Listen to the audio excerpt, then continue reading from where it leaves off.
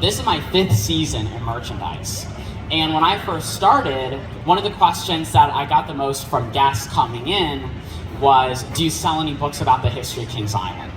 And not only do we not sell any, but nobody had ever even written one. So I heard that from so many people that I thought this is something that guests really want. And this is something that this park needs.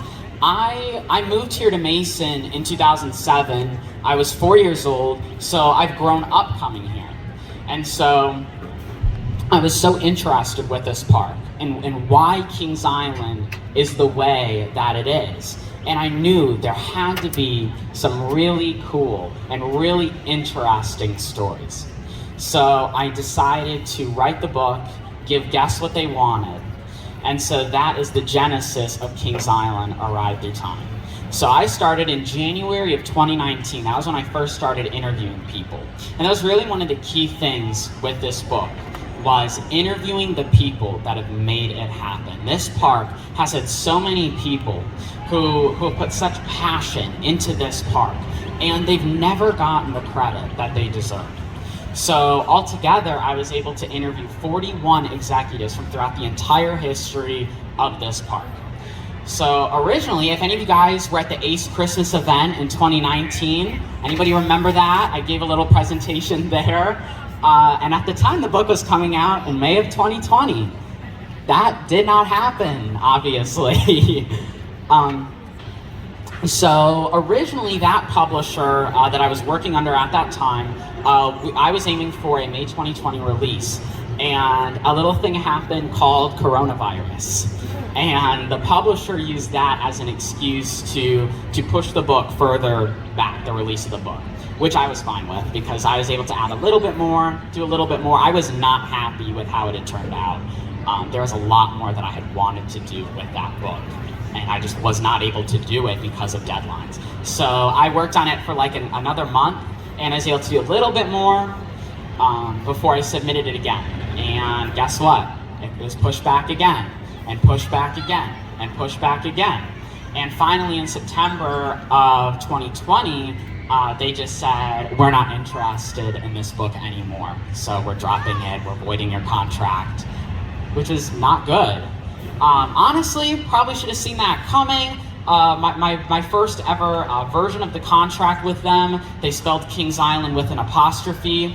So I think that was a pretty big red flag right there. Should have been a pretty big red flag right there that was not gonna work out.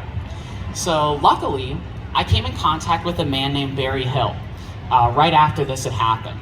And Barry wrote a great book. It's called Imagineering an American Dreamscape. And for those of you who haven't read it, you've got to get it. It's a phenomenal book, and it's all about the history of the regional theme park in America in general. So Kings Island, Kings Dominion, Six Flags Over Texas, the stories of all of those parks, how they were all started. And Barry did an awesome, awesome job. If you like this book, you would love Imagineering an American Dreamscape because about all the parks that you guys love to visit. I got in contact with him because his book had just come out. I said, what is your advice for publishing books? He said, well, I have the resources to publish books. I've published this myself. I have the resources to publish books. Send me your manuscript and I'll look through it and I'll let you know what I think. I'm like, oh my gosh, that's awesome. So I sent the PDF to him and he looked through it and the snowball was rolling. So he, within a few weeks, he's like, I'd love to get this book. I'd love to be the one to publish it. And Barry really grasped the concept from the beginning. And he really understood not just what this book was at that time, but what it needed to be. What this book needed to be and what I was trying to do with it. So I was able to be signing a contract with him less than a month after that first publisher dropped me. So it's amazing how that happened and how Barry Hill believed in me that much. And Barry gave me 3 extra months to work on this book. So that was kind of a big thing. Was originally I wanted to time it with the opening of Orion. And May 2020 was the closest that publisher, the first publisher, could get it. And so in October 2020, the park was closing in less than a month. It's like, do I rush it out and not do anything to it? or do I wait until next spring when the park opens? And ultimately, the better option was next spring. So that resulted in me having 3 extra months to work on it. So, which was amazing, because then I was able to interview a whole bunch of more people. So I interviewed, I think it was about 14 more people, and a lot of these were people that I were wanting to get the first time, and I just couldn't because of deadlines. And so luckily I was able to get them in at the end. And so another great thing that happened was the cover design. And the cover design is amazing. And I was able to get associated, is Rick Bellhumer here? I don't see him. He's our operations director, and he connected me with Paul Bonifield, who works with Cedar Fair Planning and Design. And I said to Paul, I interviewed him, he's done a lot of great things. You guys were back with Orion today, so Paul did the on-site scenic design for Orion and Area 72. He did the environmental graphics for Kings Mills Antique Autos and International Street. So he's done a lot of great things here at Kings Island, done a lot of great things up at Cedar Point. Has anybody ridden Snake River Expedition this year? Anybody? Okay, so Paul was the on-site scenic director for that project as well. So Paul did a lot of great things, and I said, what do you think about doing the cover design for this book? And he said, I don't know. He said, I have so many projects going on. I will help generate your ideas. I'll help generate some ideas. And he ended up carrying the cover through to completion. So Paul did an awesome job, and that cover would not have been a thing if the first publisher had kept me. So very, very positive things that came out of this. The book that came out on April 15th is just on another level above what it would have been had it come out in May of 2020 or even fall of 2020. Barry Hill allowed me to just do so much more with that book.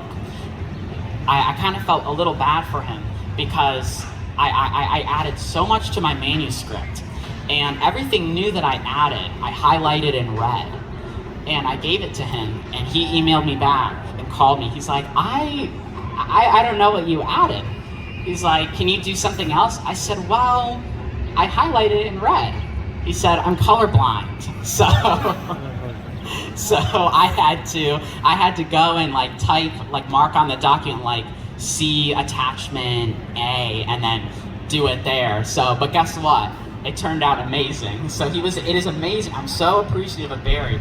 He believing so much in this book's success because he was able to take all those edits and add them into the book in a 2-week span. And that was 100 more pages that he was able to add in altogether, 100 more pages of content. And he was able to do all of that in 2 weeks. So I cannot, thank him enough. So the book came out April 15th, and it's been a huge success. It's been amazing to see so many people enjoy it and take it up and really, have people come in all the time and tell me how much they enjoy it. I was up at Cedar Point a month ago. I was in the Hotel Breakers gift shop, and a kid came up to me. He said, "You're the one that wrote the book." I said, how did you know? I'm 3 hours away. How do you know? He said, I recognized your voice from Coaster Radio when I did that podcast. I was amazed. I was like, oh my gosh. But I have not had a guest recognize me as a guest at Kings Island yet, though. So just the one at Cedar Point. So I think one of the things that makes Kings Island so special, when you think about this book, you think about what it contains, and you think about this park. I think the thing that differentiates this park, a lot of people ask me this, a lot of media people, what differentiates this park? And it's the people.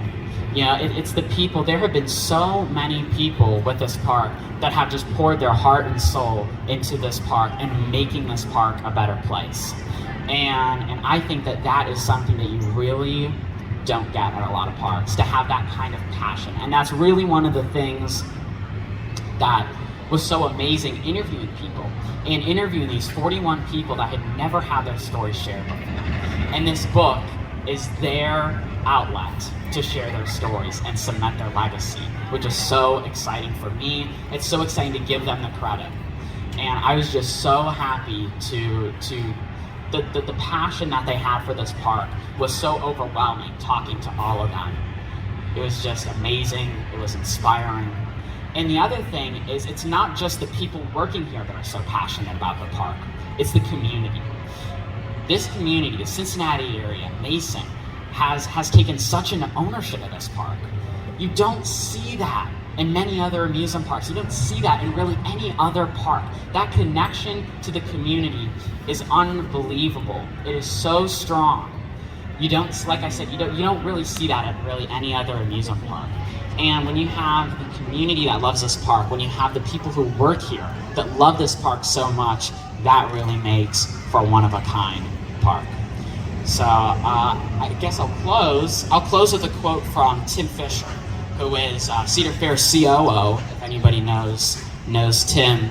And Tim says, "You have the community that loves the park and employees that have loved it just as much. And that chemistry makes for a very special park. That has what made Kings Island so special in the past, and that is what is going to make Kings Island so special in the future." So thank you guys so much for coming. I hope you guys enjoy the book. I hope you guys have a great evening of ERT and the rest of the presentation with the folks from Gravity Group. So thank you guys so much for coming, and I hope you all enjoy Kings Island: A Ride Through Time. Thank you so much.